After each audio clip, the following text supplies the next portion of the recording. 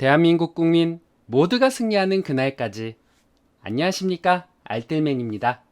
소매 판매의 긍정적인 신호로 미국의 소비력이 살아나고 있다라는 긍정적인 신호와 함께 3대 지수 모두 상승을 하면서 주식시장에 맑은 햇살을 비쳤습니다. 다우는 1.34% 상승, S&P 500은 2.02% 상승, 나스닥은 2.76% 상승, 원달러는 1266.92원으로 마이너스 1.05% 하락, 빅스 지수는 26.1로 마이너스 4.99% 하락, MS 코리아 ETF 지수는 66.44로 2.63% 상승, 2년물 국채금리는 5.57% 상승, 10년물 국채금리는 3.96% 상승, 30년물 국채금리는 3.34% 상승을 했습니다. 4월 핵심 소매 판매는 0.6%로 예상치 0.4%보다 상회된 수치로 발표가 되었습니다.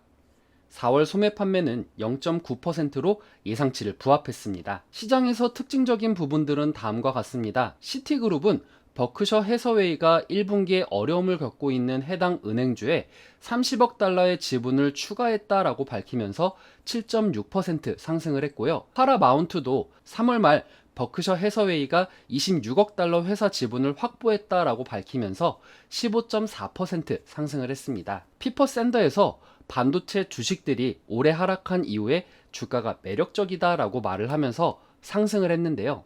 AMD는 8.7%, 엔비디아는 5.3%, 퀄컴은 4.3%, 마이크로 테크놀로지는 5.3% 상승을 했습니다. 홈디포는 예상보다 좋은 분기 실적을 발표하면서 미국의 소비력이 살아나고 있다라는 관점에서 1.7% 상승을 했습니다. 제롬 파월 의장은 물가가 건강한 수준으로 떨어질 때까지 금리 인상을 지지할 것이다 라고 하면서 강한 의지를 보였습니다. 인플레이션을 연준의 목표치인 2% 가깝게 유지하겠다라는 약속을 하면서 쉽지 않을 수 있다라면서 1960년대 후반 이후 최저 수준을 약간 웃돌 수 있는 3.6%의 실업률을 만들어낼 수 있다라고 경고도 했습니다. 제임스 블러드 세인트 루이스 연은 총재는 연준이 다음 회의에서 50bp 금리 인상을 하게 될 것으로 보인다라고 언급을 했습니다. 연준은 75bp 금리 인상을 하는 공격적인 카드 이외에도 다음 달부터 9조 달러 규모의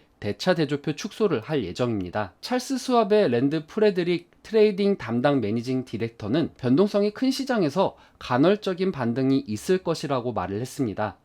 높은 인플레이션과 금리 인상은 걱정이 되긴 하지만 공포지수는 높지 않다라는 점에서 주식시장은 아직 바닥을 치지 않았다라고 진단을 했습니다. 지금은 손에 쥘 수 있는 모든 것을 매수할 때가 아니라면서 양질의 주식을 매우 소량으로 담는 전략을 선호한다라면서 당장 성과가 나지 않더라도 장기로 소유하는 전략을 취하라고 조언을 했습니다. 시카고 상품거래소 CME 패드워치에 따르면 연방기금 금리 선물 시장에서 연준이 6월 회의에서 기준금리를 50bp 인상할 가능성은 92.1%로 전날 90.7%보다 높아진 수치로 발표가 되었습니다. 6월물 서부 텍사스산 원유 WTI 가격은 전장보다 1.8달러 하락한 배럴당 112.4달러, 1.6% 하락 마감을 했습니다.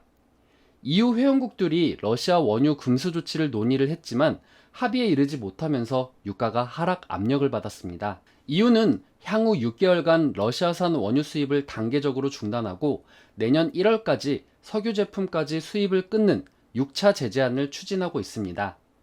하지만 러시아 석유 의존도가 높은 헝가리, 체코, 슬로바키아 등의 반대로 합의 도출이 쉽지 않은 모습입니다.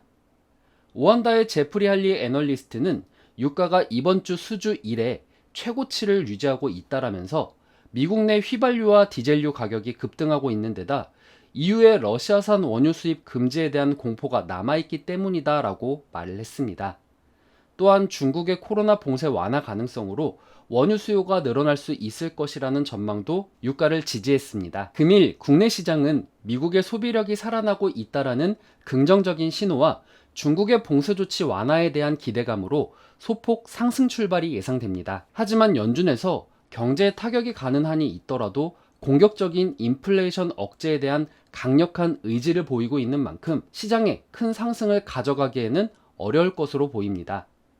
아울러서 위와 같은 호재가 없었다면 매파적 자세를 취한 파월 의장의 모습으로 인해서 시장이 하락했을 것으로 생각을 합니다. 되려 블러드 총재의 언급이 더 비둘기스럽게 보일 정도입니다. 하지만 공포지수가 안정세를 취하고 있는 만큼 시장에 큰 충격을 줄 일은 없겠지만 그렇다고 큰 상승을 불러일으킬 부분은 없다라고 생각을 합니다.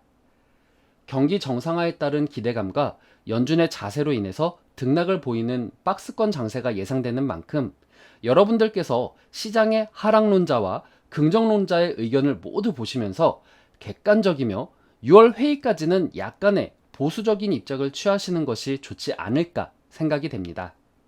매수를 하시더라도 소폭 안정적으로 분할 접근을 하시는 것이 낫다라고 생각을 하며 내가 생각한 가격이 왔다라고 생각할 때 조금씩 진입을 하시는 것이 좋다라고 생각을 합니다. 오늘 내용 괜찮았다 생각되시는 분들은 하단의 구독과 좋아요, 알람 설정을 눌러주시면 제가 영상을 만드는데 큰 힘이 될 것 같습니다. 오늘도 시청해주셔서 감사합니다.